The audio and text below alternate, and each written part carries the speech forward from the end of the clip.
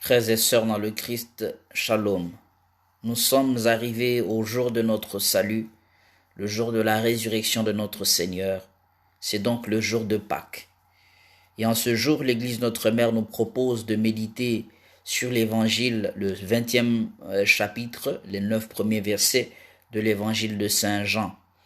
Saint Jean, le disciple bien-aimé du Seigneur, qui nous donne ici la profondeur justement de cet exercice. Et cet évangile, cet extrait de l'évangile nous plonge dans une démarche de foi vers laquelle doit aboutir tout enfant de Dieu pour pouvoir bénéficier justement de cette filiolanza, comme diront les Italiens, c'est-à-dire la filialité en tant que telle de notre humanité. Et donc c'est le jour où le ciel et la terre scellent justement cette union qui passe par le sang versé par son Fils, ce sang parfait qui nous rachète justement. Et le jour de la résurrection scelle justement ce que nous serons demain.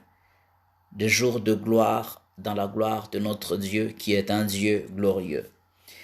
Et dans l'extrait de l'évangile d'aujourd'hui, je nous invite à méditer ou à regarder les mouvements que font les personnages, les trois personnages principaux de cet évangile que sont Marie-Madeleine, Jean et Pierre. Et déjà, on dit, et tous sont réunis sur un seul verbe, rendu en français. Et ce verbe, c'est voir. Chacun a une vision particulière sur l'évangile ou bien sur la même réalité, la réalité du tombeau vide. Le tombeau est bel et bien vide. Mais comment chacun entre dans la réalité du tombeau vide?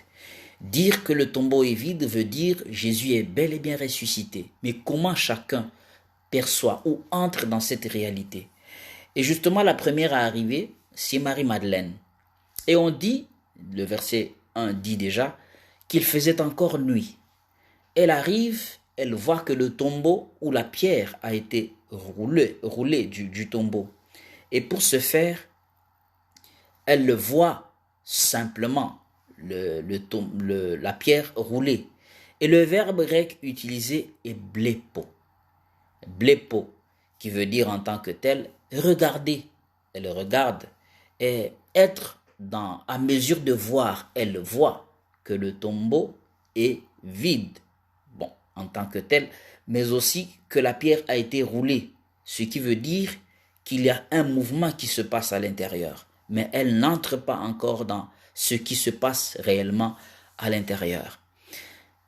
Elle rentre annoncer aux disciples que la pierre a été roulée, et ceux-ci, Pierre et Jean, court pour aller vers le tombeau. Le premier arrivé, c'est le plus jeune qui arrive, lui aussi observe. De loin, il fait rentrer la tête. Il voit les linceuls posés là. Et le verbe est aussi voir. C'est le même verbe grec qui est utilisé, blepo. Et arrive alors l'ancien, l'expérimenté, celui à qui le Seigneur a légué l'Église. Il arrive, lui, il entre le premier. C'est lui qui fait le premier pas, il entre dans le tombeau. Et là, le verbe dit, le verbe grec utilisé est théoréo. Théoréo qui veut dire en tant que tel observer, noter, expérimenter. Ça veut dire qu'il y a déjà une démarche qui se fait de l'obscurité de Marie-Madeleine, du voir de Jean et Marie-Madeleine, il y a le voir un peu plus profond, c'est-à-dire que au-delà de ce que les yeux voient, au-delà des perceptions visibles, il y a déjà une interrogation. Et d'ailleurs, on parle de théorie en français. Ça vient justement de ce verbe grec, théoréo, c'est-à-dire expérimenter, noter, observer, même s'interroger sur ce qui vient d'advenir. Pierre déjà entre dans une autre dimension. Parce qu'il y a déjà un mouvement qui se fait de l'extérieur à l'intérieur. Il entre déjà dans une certaine expérimentation de ce qui vient de se passer. Et là encore, rien n'est encore sûr qu'ils entrent justement dans la perception de ce qui est advenu. Mais ce n'est qu'à son tour, le disciple, Jean le plus jeune, qui entre, lui aussi fait le même mouvement que Pierre. Pierre, qui est l'aîné, qui fait rentrer son petit frère dans la même démarche. Et là, le verbe utilisé en grec est orao. Et pourtant en français, partout on dit voix, voix, voix. De Jean on dit il vit et il crut. Mais le verbe grec est orao, c'est-à-dire qu'il a perçu, il a compris, il a expérimenté et il a confirmé en tant que tel que bel et bien le Jésus, son maître qui était mort, crucifié, est bel et bien ressuscité. Et de là, ils peuvent ressortir pour aller annoncer la bonne nouvelle aux autres disciples qui étaient restés. C'est toute une démarche. Du voir, il faut rentrer justement dans l'intérieur de la chose. Et l'encyclique du pape Jean-Paul II, Fides et Ratio, commençait justement par deux choses fondamentales. La foi et la raison sont comme les deux ailes qui nous portent à entrer dans la pleine vérité. Et cette pleine vérité fait que ce qui est impossible pour la connaissance humaine doit être complété par la foi en tant que telle. La foi sans la raison devient du fidéisme. La raison sans la foi devient du rationalisme. Et tout le isme entre dans une autre dimension de l'extrémité.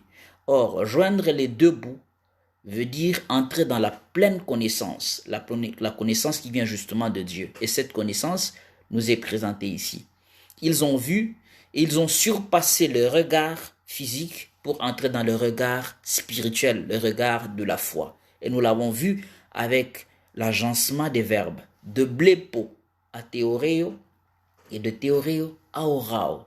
Ils entrent dans le mystère et ils comprennent. Et là, ils peuvent aller proclamer. Marie-Madeleine, qui part des faits sensibles, voit, annonce. Et ceux qui voient et qui entrent justement dans la perception du mystère vont aussi annoncer.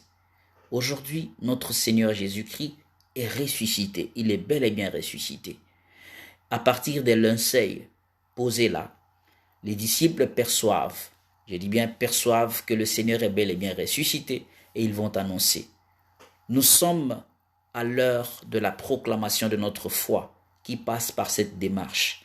Que le Seigneur nous aide à rester de ceux qui proclament toujours cet évangile que nous avons reçu de la part des apôtres et de proclamer que notre Seigneur est bel et bien ressuscité et que nous aussi nous ressusciterons comme lui. Il nous a montré le chemin. Si nous faisons le chemin, si nous parcourons le chemin avec lui, nous ressusciterons aussi avec lui, comme le dit Saint Paul. Que Dieu vous bénisse abondamment et bonne fête de Pâques à chacun de vous.